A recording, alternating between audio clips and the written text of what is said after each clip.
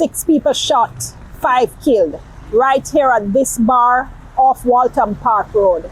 The blood of the dead men still on the concrete in front of the bar. The car belonging to one of the men still parked outside. It's the latest incident of a mass killing here in Jamaica. It's left community members shaken and scared. We've come to talk to them to find out how they're doing in the aftermath of the killings, and also on the program this evening we'll be talking to experts asking why we're now seeing this happening here in Jamaica. Thanks so much for joining me. This is All Angles. I'm Dion Jackson Miller. Stay tuned. Can you just tell me what kind of community this is? Well, it's very quiet. Most of the persons here, is a Christian community, I would say, because most persons go to church. Very quiet, very loving. We share a lot. As you see, I have bananas and those things, and we share amongst one another. But most of all, very quiet and a lot of working class persons. When people hear this kind of killing taking place, they think that, boy, is it that it was a lot of violence going on before, or was the place tense, and what was it?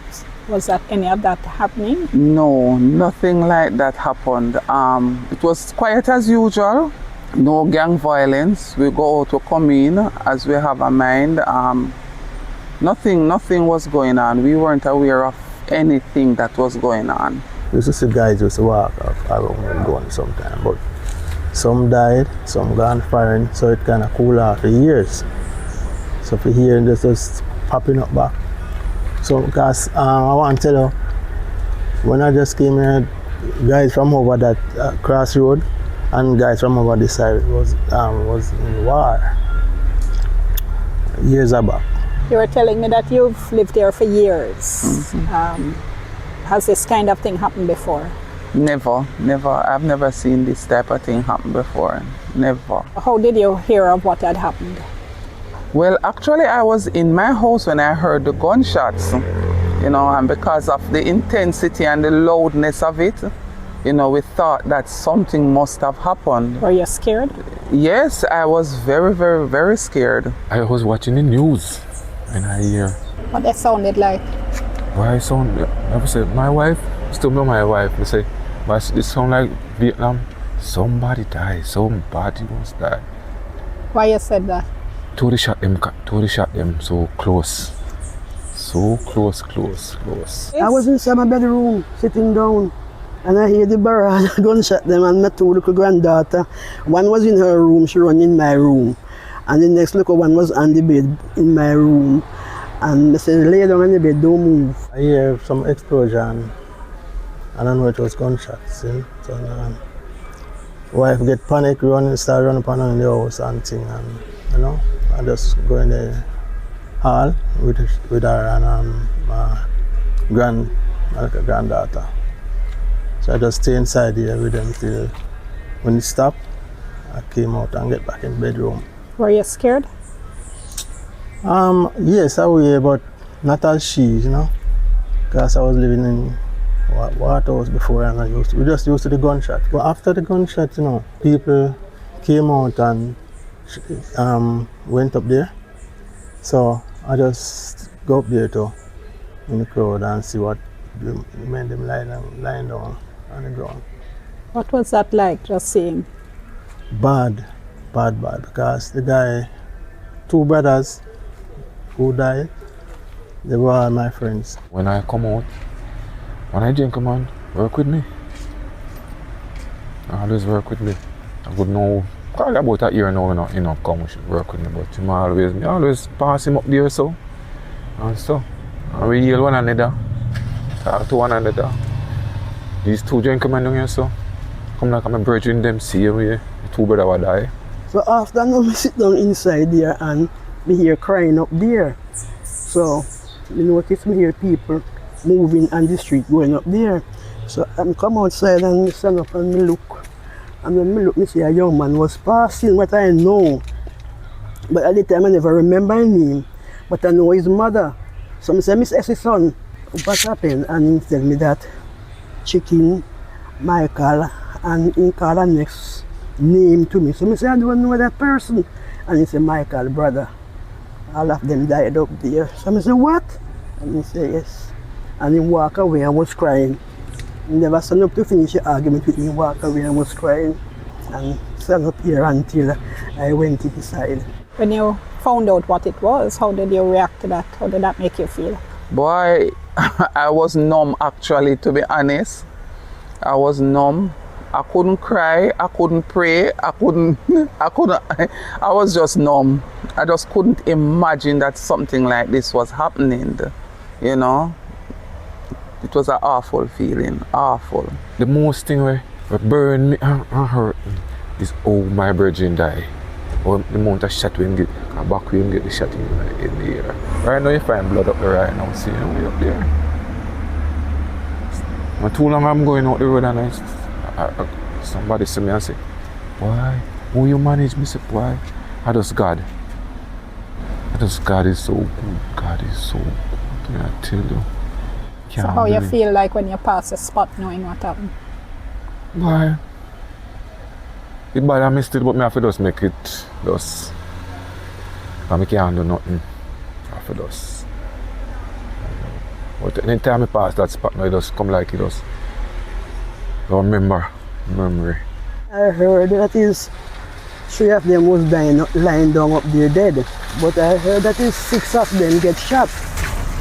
But when I hear and know that I know 3 of them, I can't tell you how I feel. I feel it like it's my own. Because the 3 of them is people who I talk to. I ask them to do things for me, they go and do it. And whenever time, especially chicken, if I'm here, I see his pet name, I don't know his other name. From I come around here, I hear them call him Chicken. So I call him Chicken too. So anything I want to do, I say, Chicken, I want you to go fish some pallets for me. The last thing he do for me around 2 weeks ago, I need some pallet to make a little bench to sit around the back of my yard. And I asked him to go for it, and he bring 5 pallets to come and give me. And when he bring the 5 pallets and give me, and he was leaving, I gave him $500. And say, put that in your pocket. And he said, thanks, auntie. He called me auntie. He said, thanks, auntie. But people around come and, you know, when they come to buy something, they still feel sad about it. What you're hearing them say? No, just like sad morning, you know, and what happened shouldn't happen because the men them innocent people them kill. And we know because, you know, we don't know those people who died as no bad people still. Some of them, because it's just 2 of them I can give account, like these 2 who live in the area. But the other guys outside, we don't know nothing about them. What has happened since that?